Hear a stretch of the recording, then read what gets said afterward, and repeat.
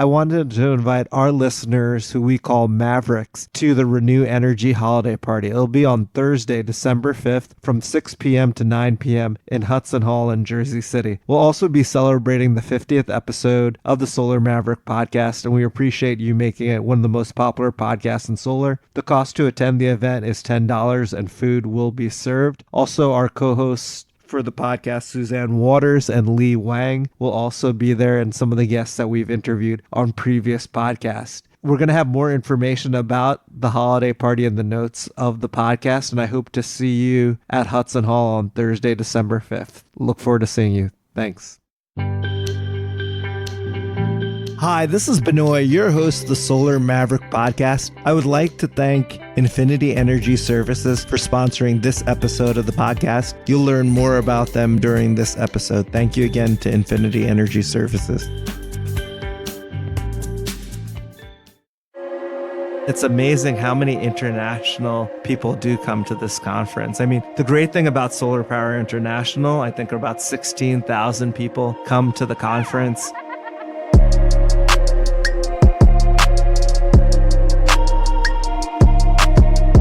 Hello and welcome to the Solar Maverick podcast, where solar meets entrepreneurship and experience. I'm your host, Benoy Thanjan, so let's get into it.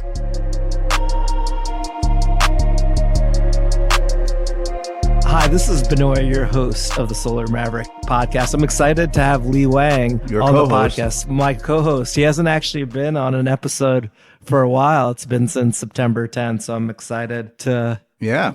Thanks, Benoy. I'm excited to be back. And, obviously a lot going on in the news today. The Senate's voting on the impeachment. And, we're just talking about how, tariffs have affected the solar business. It must be affecting everything. But as we say around here, don't let what you can't control affect you. So only focus on what you can control. That is key.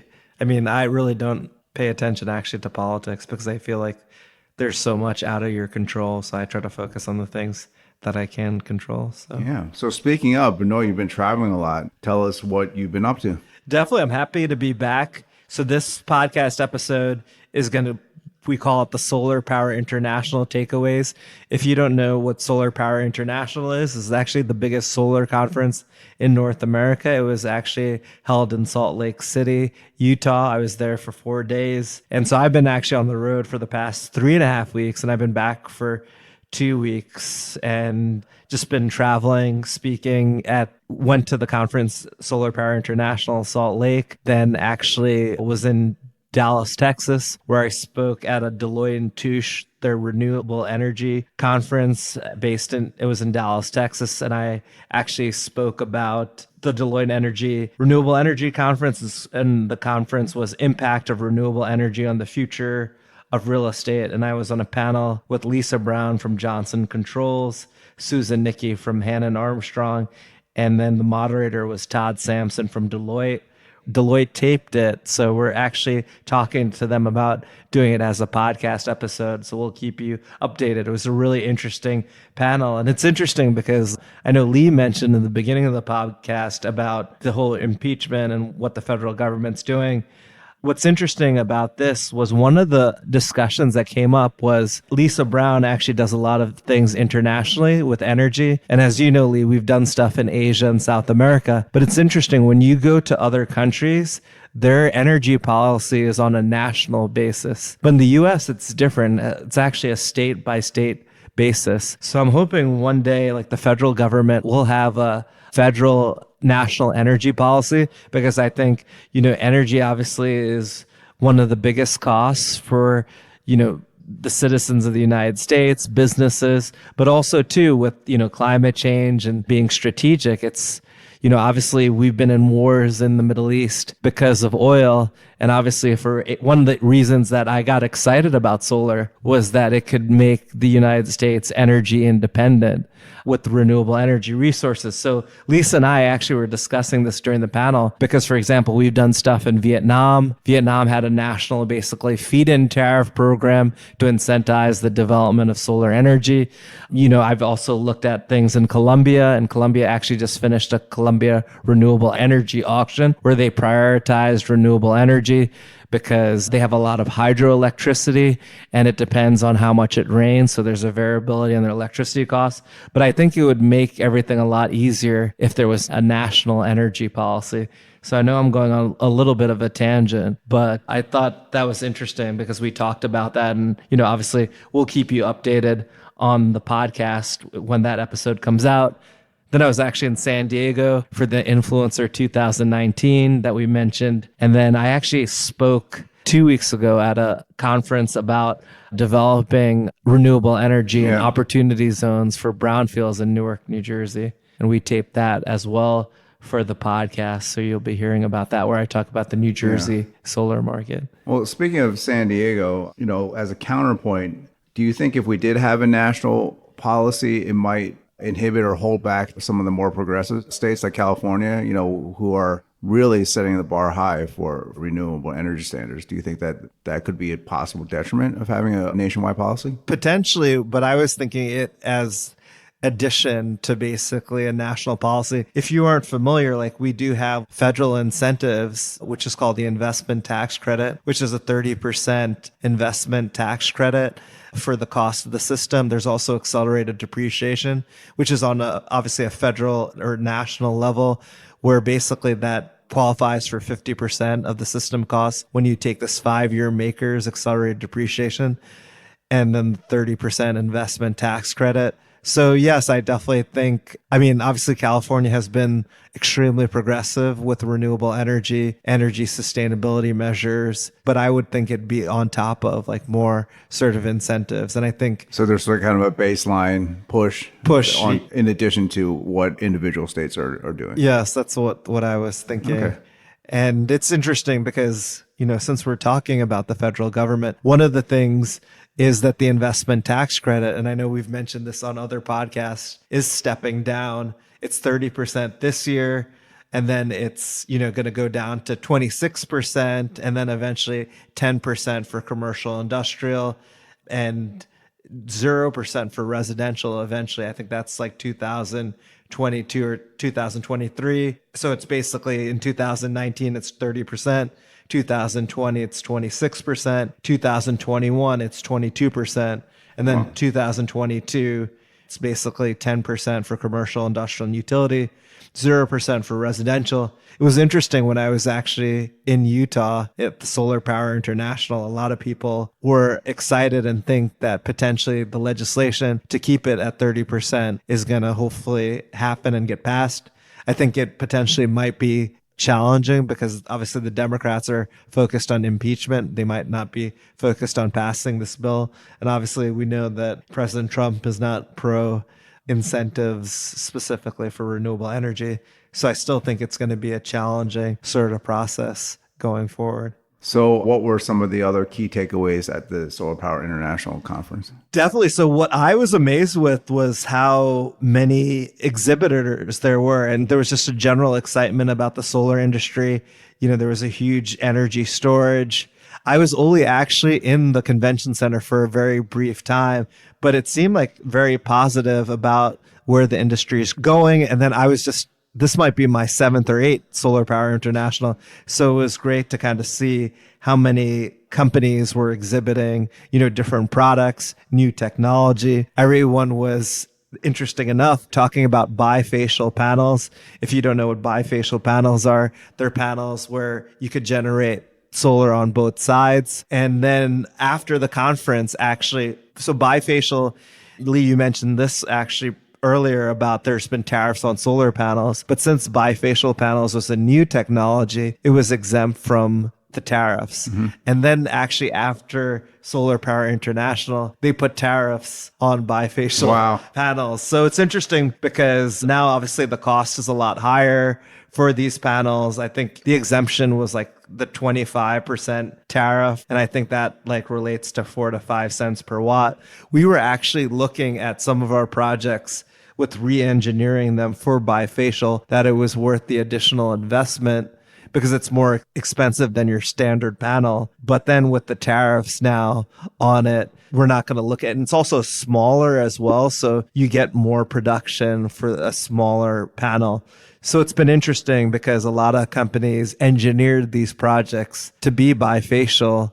And then, they thought that there was not going to be a tariff on it because most of the solar panel manufacturers that specialize in bifacial and this new technology are in China. Yep. So it's interesting to see because now with the tariff, I think people are probably going to hold off, where in the conference, every PV panel manufacturer, specifically the Asian panel manufacturers, were showing the bifacial technology, and it wasn't subject to the tariff, but that now has changed. But it's hard because this happened in the last minute. Right. And it's challenging from a business perspective when you're designing these systems for this, and then it immediately becomes a lot more expensive.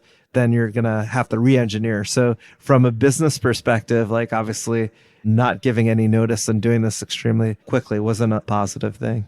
Right. So are you seeing a lot of businesses sort of reaching out to you for help on this issue now? Is this becoming more at the forefront? It's so sudden, right? Yeah, so people are re-engineering their projects to your standard panels. What's been interesting too, with the investment tax credit going from 30 to 26% to safe harbor, meaning to qualify for the 30%, people are buying panels to qualify. So there's like basically a 5% safe harbor.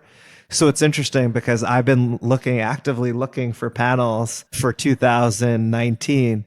And it's extremely difficult to find panels right now. Here we're talking in the beginning of November to have something by the end of the year to be able to warehouse. It's extremely challenging. So it's interesting to see because of the step down of the investment tax credit. Also, people who are looking at potentially using bifacial panels are now going to change to your standard panels. But that's not the real reason for the shortage. The real reason for the shortage is the step down in the ITC. People want to make sure that their projects qualify for the 30%. So that was one of the big points from the conference that people were talking about, the bifacial technology. Also, one of the big things I was hearing about was how companies are getting more comfortable with shorter tenors with the power purchase agreement. Li and I did a previous podcast about power purchase agreements. Normally it was 20 years, but now for utility scale, even commercial, industrial, we're seeing shorter term, 10 to 15 years. And then we're seeing as well investors getting comfortable with shorter term PPA contracts, getting comfortable slowly with merchant risk, meaning that you don't have a fixed contract. Also, we're seeing, and we've seen this for a long time, finance here is giving longer residual values, which is basically the useful life of the project after the PPA period ends. So that's, I think, a pretty unique thing that we were seeing as well from the conference. So, and then obviously everyone's talking about energy storage. Li and I did actually a podcast on 2019 energy storage trends. And, the big thing is there are a lot of energy storage manufacturers there with their technologies. What we've been really seeing is lithium ion technology. We're seeing the biggest cost declines as well. And then also one of the things we saw at the conference was there was a lot of companies basically providing their software solution to handle energy storage. A big part of it is like there are different things that you potentially could monetize. So ancillary services. There's so many different things that you could basically, if you go into the grid, other than resiliency and backup power, that you could get compensated for, grid reliability, capacity. So you really need a software solution, a platform to make it happen. So it's been interesting to kind of see. And then also too, I was in a discussion about opportunity zones. If you're not familiar with opportunity zones within the tax code, the revision of the tax code, there's basically tax incentives if you invest in a project in an opportunity zone. And if you're in that investment for 10 years, then you don't have to pay capital gains. So I know a lot of people are trying to understand that as well, whether it's worth investing in a renewable energy project within an opportunity zone. So there was a lot of discussion regarding that. That's something that we're still actually trying to figure out, because a project portfolio that we're developing are in opportunity zones, and we're getting as well real estate developers asking us, hey, if I am developing this building and opportunity zone. Can we pull in solar and get the same sort of incentives as well with the opportunity zone? Does it make sense? The other thing too is the opportunity zone incentives are declining at the end of this year. So, but people think that they'll continue this because really the guidance provided by the IRS happened in April or May. So that's really like the major trends that I saw at Solar Power International. Literally, I was in meetings from Sunday to Wednesday, so I wasn't spending much time in the conference or where the exhibit was, and I was only there for a brief time. But it was surreal for me for people to recognize me from the podcast Wow, yeah. and say hello, and even people recognize my voice as well when I was in the conference center as well. And then we actually interviewed, I know Lee heard about this, Allison Roars for the podcast, and she is a big fan of the Solar Maverick podcast. And we interviewed actually at their office, SWCA's office in Salt Lake City. And she talks about permitting, which we've never discussed on the podcast. And she said it was actually very surreal meeting me because she listened to most of the episodes when she drives to work. So it was really very surreal. And she said, Lee, that it was like meeting Justin Timberlake. For her, she was saying to her cohort workers, and I told her, and you'll hear this in the podcast interview, that that's the first time anyone's compared me to Justin Timberlake. Well, yeah, I think you've got the same dance moves. I have imitated his moves and a big fan of JT. So Yeah, well, I remember her Super Bowl appearance, though. yeah, a lot of people remember it. So how many years have you been going to this conference now? It's now like 7 years that I've been going to Solar Power International. Did you notice, were there any particular areas of the world that were better represented this time around than when you first started out? I mean, what's interesting is you have a lot of international companies that are coming, but it's also like there's even exhibitors where they section off like what countries they're from. And it's amazing how many international people do come to this conference. I mean, the great thing about Solar Power International, I think about 16,000 people come to the conference. And then pretty much everyone in the solar industry is there. So it's great to set up meetings because they'll be there. It's a lot cheaper than like flying to all these different cities to meet with people. So usually like my schedule is packed from the morning till the evening with meetings. Then I'm at different events. So it's a pretty great conference to kind of, if you want to learn about the solar industry. And next year, they're actually having in 2020, they have it in September. It's in Anaheim, California. And I actually spoke at the conference last year in Las Vegas regarding corporate PPAs. So, if you've never been, and it was just amazing because Salt Lake City, it's a very small city. And then you have 14,000 people there for a solar conference. It felt like we took over the city. And it's interesting because like the Uber and Lyft rides got extremely expensive. And actually, I booked one of the last hotels 2 months before the event that was walking distance to the convention center. There were some people who were coming from Park City, Utah, even further out. But it was a great city. Like the weather ended up being perfect, but it was amazing like how the solar industry keeps getting bigger. And there was just so much positivity and excitement about the next 10 years of solar since we're going to go into a new decade in 2020, which I'm very excited about because I think the cost of solar is going to continue to decline, coupling that with battery storage and the technology and the efficiency. So it's an exciting 10 years. Yes, there's challenges, but the industry has been always creative and unique to figure out how to be competitive. And it's exciting because we're competitive. The reason why too solar has taken off as well, and this is some of the other trends, is really companies with their goals of 100% renewables. I know you've heard me say this many times, Lee, but they're also dictating that they want renewable energy. So that's allowing a lot of development as well. So the corporate PPAs, which Lee and I have done a podcast a long time ago, have also allowed for a lot of the development. And then once energy storage is economical, the other thing too, people are talking about states having 100% renewable energy goals. We talked about California. We've talked about New York and New Jersey and a lot of other states. So even though I was talking that it would be great to have more federal national policy, it's been amazing how the states in the U.S. and also companies have really pushed for renewable energy. And that's allowing for a lot of growth and development.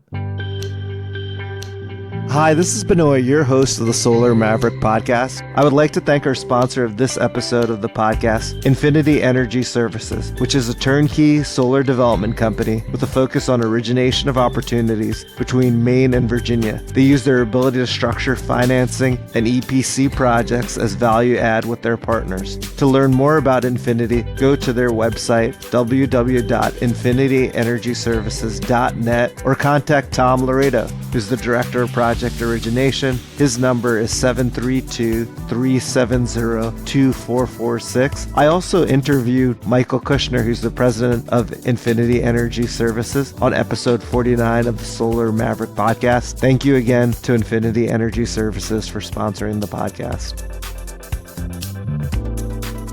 So, Benoy, you've been going there for over 7 years. What advice do you have for people who may be attending their first Solar Power International show, as far as, managing? It can be overwhelming with the number of options to attend and setting up meetings. What's kind of your game plan before going into a show like that? Sure. So for me, there are people that I want to meet. So I come up with a list, and, obviously if I know them, I reach out to them directly. But there's sometimes I will call or email through LinkedIn.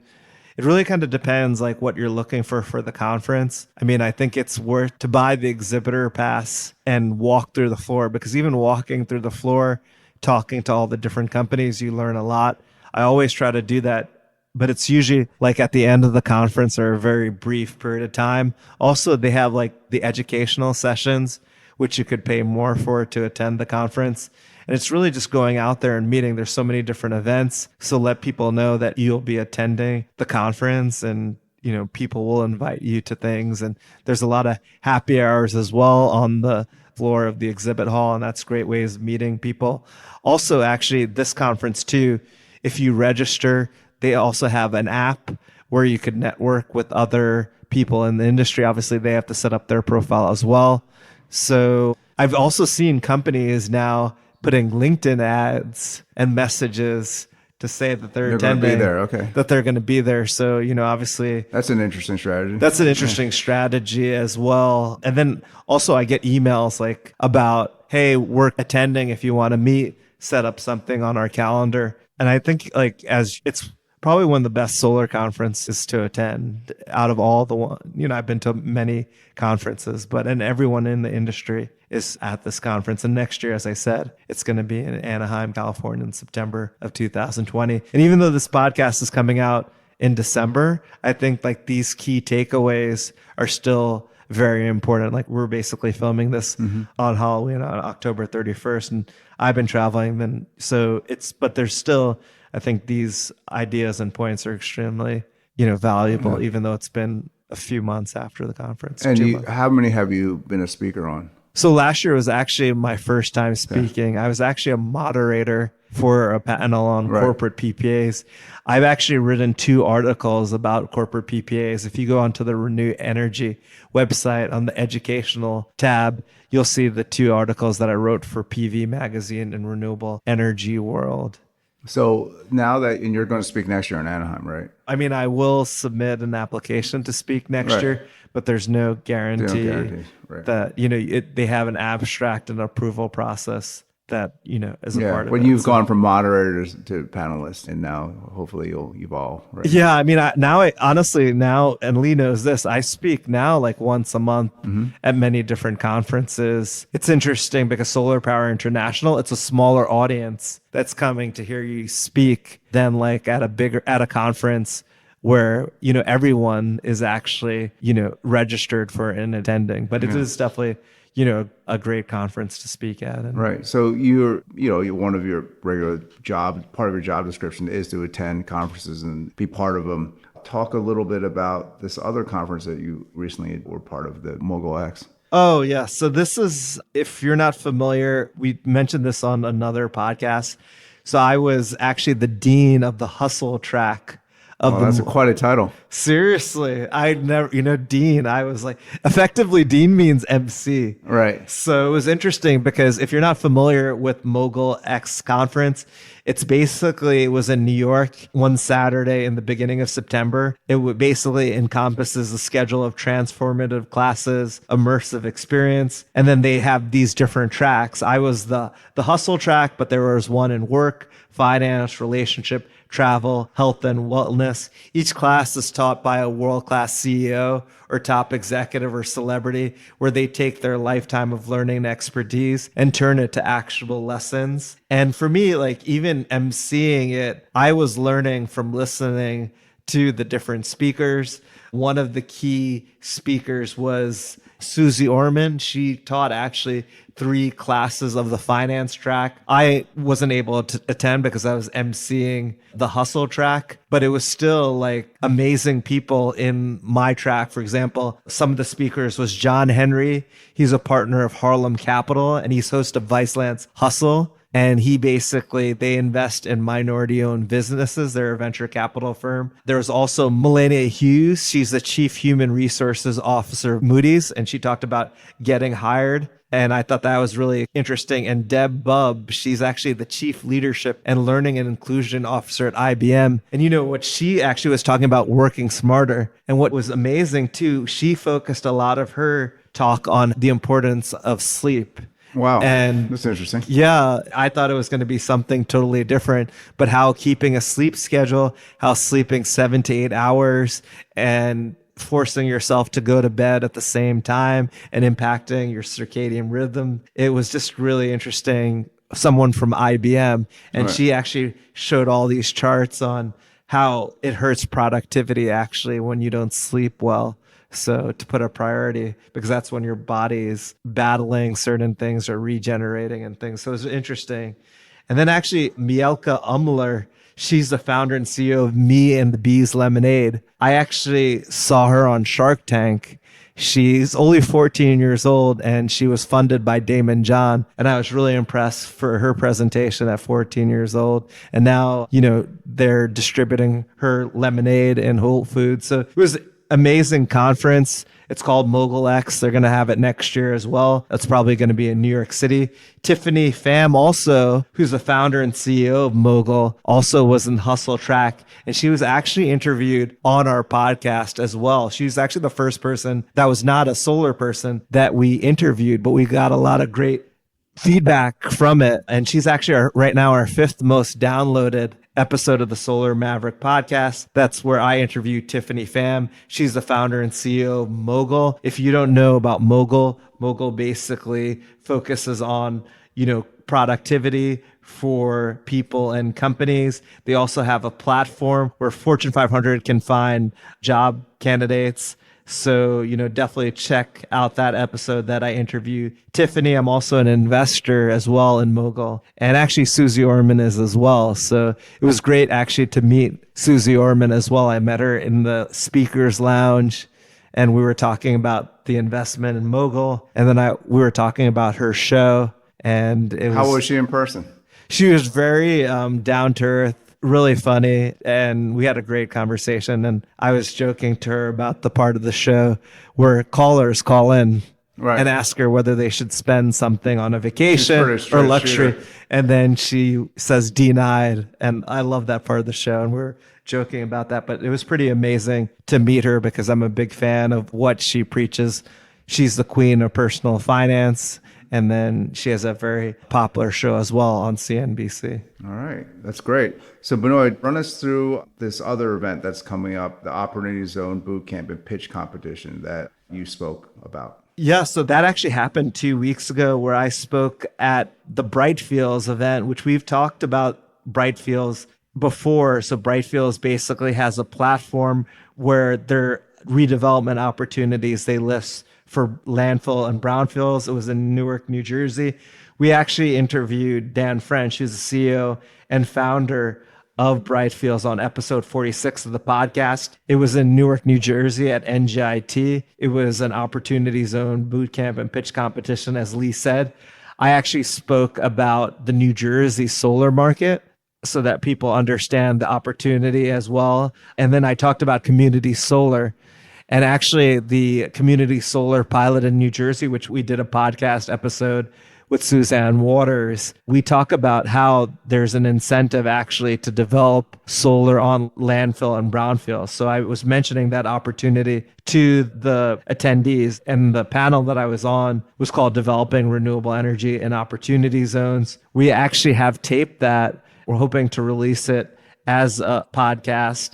And it's basically was a real estate development event focused on the critical path to successful, sustainable reinvestment into the country's 8,700 plus opportunity zones. I talked briefly about what the incentive was. And then the two other speakers were Pat Morand, who's with the law firm Duane Morris, and he talks about in more detail the benefits of opportunity zone, and Victoria Zelen from Possible Planet, where she talks about PACE financing and potentially matching opportunity zone and PACE financing. So, obviously we'll have more details about that. Yeah. So another thing I didn't want to forget is a little bit of housekeeping. By the time this episode airs, we'll be running into the Reneu Energy holiday party. So I just want to give you an opportunity to plug that and give us some details on that. Yeah, and it's always a great time. Li obviously was there last year, and we'll have Suzanne Waters, who's a co-host. That's on Thursday, December 5th from 6 p.m. to 9 p.m. at Hudson Hall in Jersey City, New Jersey. To our listeners who we call Mavericks, we have listeners come. Also, some of the guests from the podcast that we've interviewed as well will be there, and as well as a lot of people within the solar industry. We'll have details on the notes of the podcast about it. It's $10 to attend. There'll be plenty of food. Come hungry. Well, I hope that our friend, shout out to Pat Darby, who's out in California. Our friend Pat Darby, he's well known around these parts for maintaining a six-pack during the summer. So luckily, the winter party, if he's able to come back from California and join us, he'll be eating some food. Yeah, unfortunately, Pat won't be able to make the party because he's actually living out in San Diego till the end of January. He's actually a listener of the podcast. And it's funny because when I was in San Diego, we have an actually office in San Diego, California. He actually was in San Diego. So we spent a lot of time together. We strategize. He's actually, if anyone's interested, he focuses on financial advisory and planning. And then he's doing a study on fitness influencers right now. And he's probably coming back January 31st. And it's amazing. I've been friends with Pat for a while, how disciplined he is with his diet. And I have to learn how to be disciplined like him. And the reason Li was mentioning this was because at our summer solstice party, he was he wouldn't eat or drink anything. Yeah, there's these delicious sliders and pierogies, and Pat stood firm and he was sitting there. But maybe one day solar technology will help us with our body control, right? Well, Pat's extremely disciplined, and it's amazing because, he's given me some advice and tips, and too bad he won't be able to make it. He's been a regular actually at all our events, except he won't be able to make this one. If you're not familiar too, I'm actually one of the co-owners of Hudson Hall, which is a Czech beer garden smokehouse. So there'll be plenty of food, come hungry, and it's a great time. Well, I'm going to segue a little bit because we're, near the end of this episode. We covered a lot, but we just want to bring the topic. Benoy, I know listeners know that you've been investing in, hospitality. So take us now, how, speaking of Hudson Hall, you mentioned on the way here, you're happy with the way it's going. Do you have any advice for people who are considering investing in the hospitality industry? You mentioned something about, basically letting leadership do what needs to be done as far as day-to-day decisions and kind of staying out of that. Yeah, so definitely. I have a lot of advice. So if you're not aware, I'm one of the owners, as I mentioned, of Hudson Hall, but I'm also as well a partner owner of Ani Ramen as well in Jersey City, Maplewood, and Summit.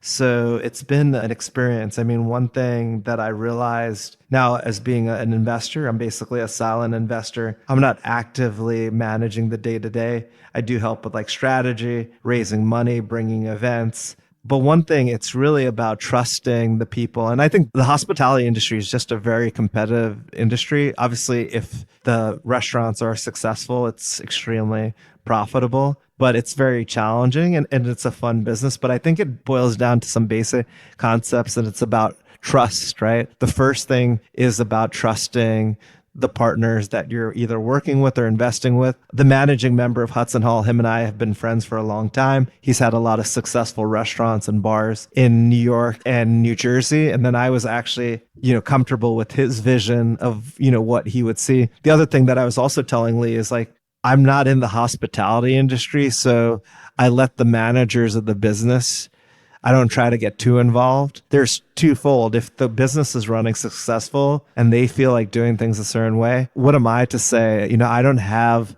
years of experience in the hospitality industry. Like if they're directly asking me for suggestions, which happens all the time, or advice, I'm happy to help that. The other thing too is, I know we actually didn't talk about this, Li, as well.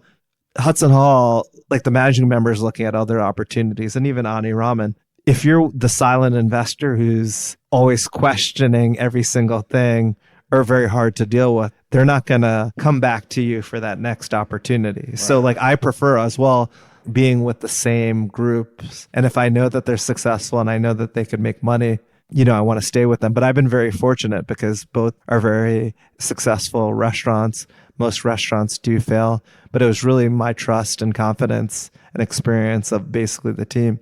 And that goes in all, aspects of my personal, my business life. Li, who's my director of marketing, my PR person, obviously there has to be a certain level of trust and also communication too. That's the other thing, that you're extremely transparent in communication. And then another important thing is like just being ethical is a really important thing as well, because that's not necessarily there. So that goes back to, trust and then being able to perform, right? All right. So just like a line from one of our favorite movies, always do the right thing. Always do the right thing, especially when no one's watching. Yeah, exactly. So, and that's really important. So, well, yeah, that's great. So that takes us up to the end of this episode. As always, we invite questions, comments from our listeners. And pretty soon, we're working on this strong. We're going to have an official website for the podcast, and you'll be able to see show notes, links to resources. We're working hard on that just to be able to deliver you more useful information that you can take away and apply to your life. And and additional content. We appreciate everyone. It's been so supportive of the podcast, and we appreciate your support. Thank you. All right. Till next time. Thank you, Li. Thanks, our Take care. listeners. Take care. Hi, this is Benoy, your host of the Solar Maverick podcast. I would like to thank Infinity Energy Services for sponsoring the podcast. If you would like to learn more about Infinity Energy Services, go to their website, which is www.infinityenergyservices.net, or contact Tom Laredo, who's their Director of Project Origination. His number is 732-370-2446. Thank you.